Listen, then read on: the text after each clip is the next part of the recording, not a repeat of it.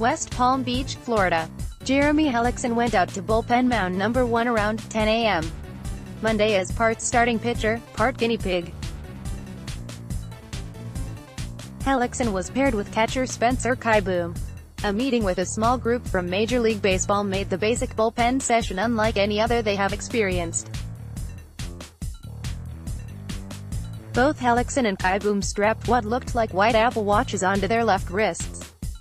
The duo was part of an experiment sheet on the clubhouse tack board called PC communication devices.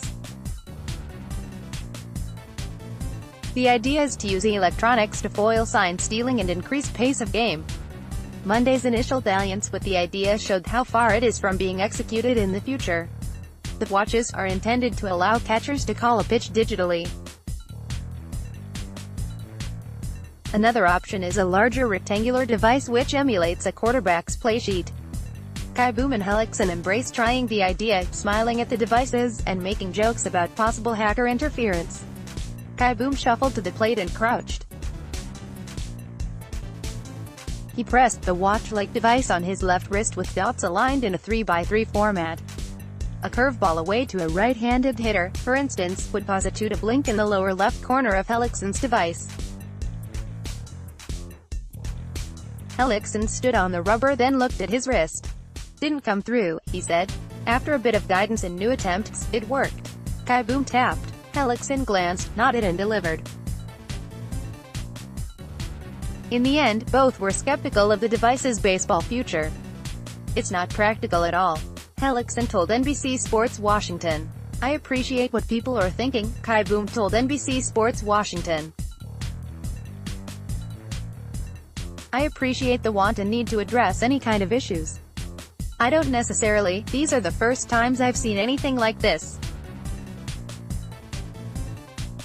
Very rarely the first time you ever try anything is it gold."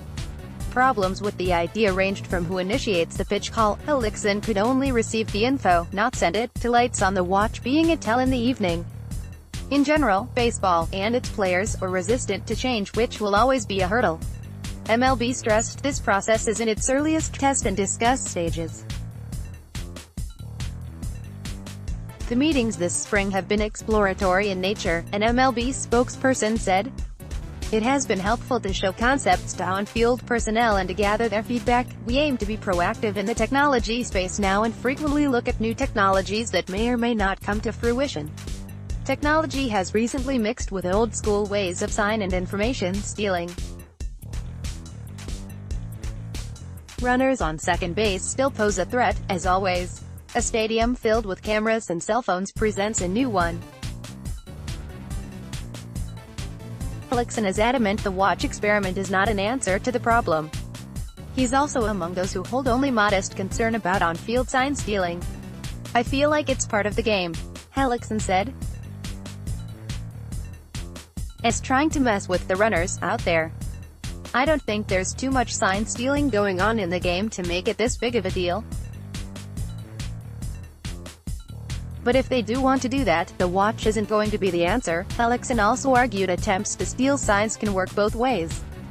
More than once, a runner on second has incorrectly tried to tip a pitch to the hitter, leading to a bad swing and a glare from the batter's box out to second base. "I think that's pretty funny," Hellickson said. Trying to read signs, whether pitch calls or indicators and patterns from the dugout and third base coach, is a legacy element of the game. Technology has added wrinkles. Pittsburgh manager Clint Hurdle is 61 years old. He entered the major leagues as an outfielder in 1977.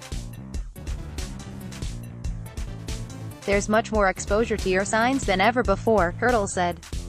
"With the technology available, it's a whole different deal. There was a time and period back when I played it was called an art and science of sign stealing. Everyone wanted to know how to do it, learn how to do it. You gravitated to people who could do it. I know names of people who were kept on staffs because they could do it. There was a time where our mindset was, if somebody's stealing your signs, shame on you. Change your signs. However, with the technology that's available in today's game, it does make it much more challenging. Different coding that's going on. Lack of a better term, it's a whole different ballgame. Hurdle cited an instance when he learned an overhead camera had zoomed in on a book with scouting reports in the visitor's dugout. That information was being sent to the opposition during the game. He moved the book. He also uses a mantra applicable to what MLB is trying to do: if you're not willing to adapt, improvise and overcome, you're going to get left in the dust. This initial pass has issues. Hellickson thought the watch felt odd, saw that it only occasionally worked and just doesn't see a grand problem in the first place. Kieboom was more intrigued. He's the rare 28-year-old who consults a watch to confirm the time in his daily life. So, it didn't feel strange.